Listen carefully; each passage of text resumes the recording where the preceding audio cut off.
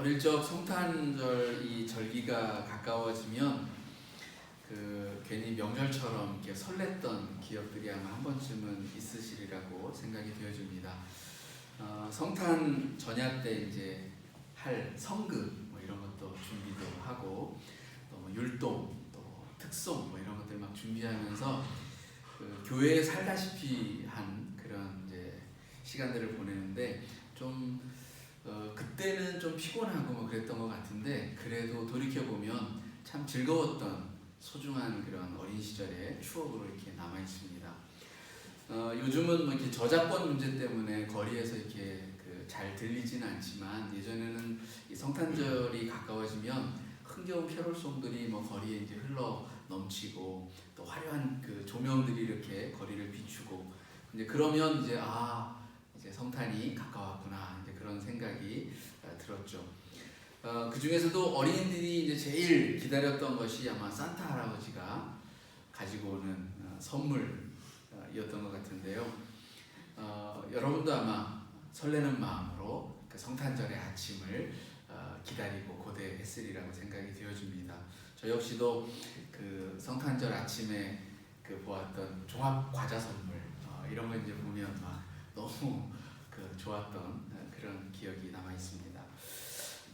선물은 그 사람들의 마음을 이렇게 즐겁게 하고 또 서로의 그 유대 관계를 더욱 끈끈하게 하는 그런 힘을 가지고 있습니다.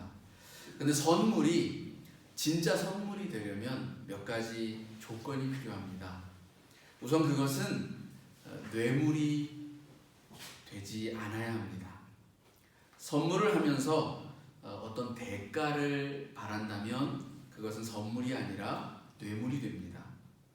대표적으로 어떤 출세를 하기 위해서 줄대기를 하는 사람들과 어떤 사업적인 이득을 위해서 행하는 그런 부정적인 일면이 있는 고가의 선물을 통해서 생겨나는 금전적 이득을 바라고 하는 것, 이런 것들. 뇌물은 공정한 경쟁이나 또 인재의 발굴 등 어떤 사회가 요구하고 필요로 하는 것들을 부패하게 만드는 그런 효과를 가집니다. 때문에 요즘 우리 사회도 보면 은밀하게 행해지는 청탁이나 뇌물들이 만들어내는 그 세상이 평범한 우리의 청년들이나 혹은 또 이웃들을 괜히 흙수저로 만들고 또 저들의 삶에 소망을 갖지 못하게 하는 그런 죄악으로 나타나는 모습을 보게 되어지는 것입니다.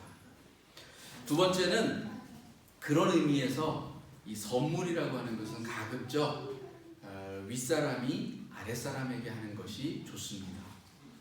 대가를 바라지 않는 그런 선물이 순수한 선물이 될 수 있다면 아무래도 좀 더 가진 사람, 손 위의 사람이 선배의 위치에 있거나 혹은 좀 더 높은 직위에 있는 사람이 선물하는 것이 더 좋다라는 것입니다.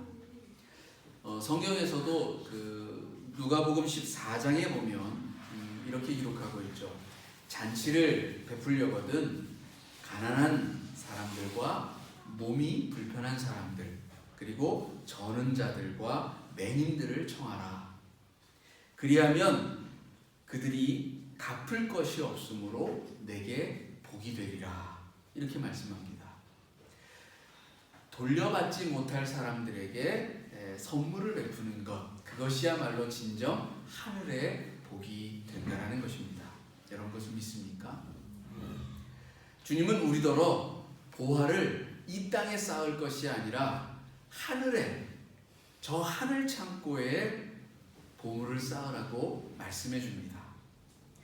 우리가 물론 선을 베풀고 정말 기대치 않은 때에 뭔가를 이렇게 돌려받았을 때에 참 기분이 좋습니다.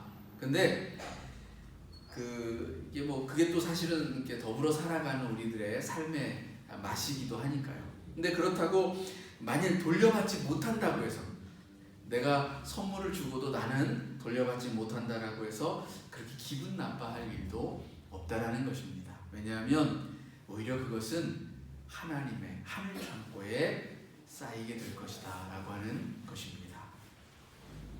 그러니 그 선물도 물처럼 이렇게 아래로 흐르게 하시는 저와 여러분이 되면 참 좋겠습니다. 우리가 기사를 통해서 접하는 소식들 중에 우리의 마음을 참 따뜻하게 하는 이야기들이 종종 있습니다. 스승이나 선배로부터 은혜를 입은 사람들이 살아가는 동안에 어느덧 그런 위치, 그러니까 예전에 스승과 선배의 그런 자리에 서게 되고, 그때 자신이 받았던, 그러니까 나의 스승과 나의 선배들이 베풀어 주었던 그 은혜나 또 사랑을 기억하면서 예전에 자기와 같은 사람들을 만났을 때에 선을 베풀고 선물을 주고 하는 그런 그 은혜와 사랑을 베푸는 이야기, 그런 이야기들이 우리들에게 감동을 줄 때가 참 많이 있다는 것입니다. 저와 여러분도 그런 사람들이 되어져 가기를 소망해 봅니다. 마지막으로, 만일 동료들 간의 선물이 진정한 선물이 되려고 한다면 그것은 적당하고 적절해야 한다는 것입니다. 다시 말해서 선물을 하는 사람이나 받는 사람이 모두 부담스럽지 않아야 한다는 것입니다. 선물을 하면서도 마음이 무겁다거나 혹은 선물을 받으면서도 이거 어쩌지? 하는 마음으로 받는다고 한다면 이것은 서로 힘이 드는 그런, 오히려 선물이 아니라 짐이 되고 마는 것이 바로 이 선물의 또 다른 특색인 것 같습니다. 동료들 간의 선물은 사실 어떤 선물의 크기나 가치보다는 서로를 생각하는 마음이 우선적으로 나누어져야 할 것입니다. 또한 선물은 절대로 강요로 되어져서는 안 됩니다. 강요해서 받는 선물이 달가울 리도 없거니와 또 강요를 받아서 하는 선물에 진심 어린 그런 마음이 담기기란 쉽지 않을 것이기 때문입니다. 가끔 그 기념일이나 어떤 그 절기 때가 되면 저희 아내가 은근하게 그 압박을 줄 때가 있습니다. 제가 사실 좀 이렇게 선물을 주고 받는 일에 영젬병이라서 이렇게 그런 압박을 받아도 짐짓 알면서도 모른 척 할 때가 참 많거든요. 그래서 아내도 몇 번은 이렇게 참다가 이제 아주 가끔은 한 번씩 이제 뭘 해달라고 그렇게 꼭 이렇게 필요한 거를 얘기할 때가 있습니다. 그러면서도 그렇게 얘기할 때 마음이 좀 서운한 게 이렇게 느껴져요. 왜냐하면 말할 때까지 안 해주니까. 그러니까 말하기 전에 미리 알아서 좀 해주면 좋을 텐데 하는 그런 마음이 느껴져서이겠죠. 그러고 보면 제가 제일 많이 반성을 해야 할 것 같기도 합니다. 어쨌든 선물이라는 것은 진심 어린 그런 마음의 그 정성, 이런 것들이 담겨져 있는 적절하고 적당한 것이 되어질 때 서로에게 유익할 것이 분명합니다. 그런 면에서 저는 하나님이 주신 가장 귀한 선물을 생각해 봅니다. 하나님이 우리에게 주신 선물은 오늘 우리가 읽은 이 요한의 고백처럼 그의 아들을 우리에게 내어주신 것입니다. 예수 그리스도를 세상 가운데 내어주시고 그로 하여금 우리의 죄짐을 대신 지게 하셨습니다. 그렇다고 우리에게 무언가를 기대하고 주신 것이 아닙니다. 아무런 대가 없이 우리에게 주신 것입니다. 거저 주셨죠. 그래서 우리는 그것을 은혜라고 부릅니다. 우리에게 어떤 자격이 있어서 주신 것도 아닙니다. 그리고 또한 우리 인생들에게 꼭 필요한 그러한 선물이었습니다. 우리의 인생이 얼마나 힘겹고 곤고합니까? 지치고 힘겨운 삶을 살아가고 있는 이들에게 하나님의 생명에 대한 이 약속이라고 하는 것은 분명 위로와 치유가 되어지는 값진 선물입니다. 무엇보다도 하나님께서 우리들에게 주신 선물은 영원한 생명입니다. 죽음의 심판 앞에서 삶이 어떤 종말을 향해서 나아간다면 우리는 두려워 떨 수밖에 없을 것입니다.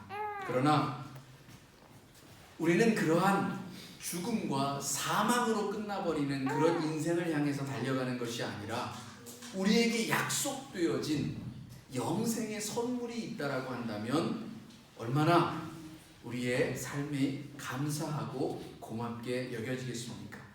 그것을 요한은 고백하고 있는 것입니다. 하나님이 우리들에게 참으로 귀한 선물을 주셨다고 말입니다.